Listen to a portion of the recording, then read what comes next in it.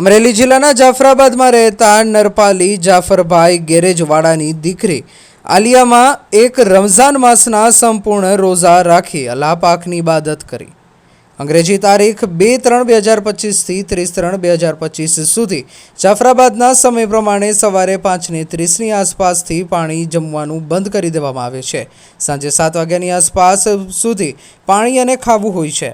જ્યારે 9 વર્ષની આલિયા ઉપર હજી રમઝાનના રોઝા ફરજ નથી, છતાં એમણે રોઝા રાખ્યા. ખુદાની બંદગી કરી આલિયાએ રોઝા કેમ પૂરું કર્યું તેમણે ખબર જ ન પડી, જેની ખુશીમાં તેમણે પૈસા તેમજ ફૂલનો હાર પહેરાવ્યો હતો. પપ્પા તો જાફરભાઈએ અને નરપાલી પરિવાર, સગા સંબંધીઓ, મિત્ર ગ્રુપ દ્વારા આલિયાને મુબારકબાદી પાઠવી હતી અને ઉત્તરોત્તર પ્રગતિ કરે તેવી દુઆઓથી નવાજી હતી. અહેવાલ ઇમરાન શેખ, જાફરાબાદ, અમરેલી.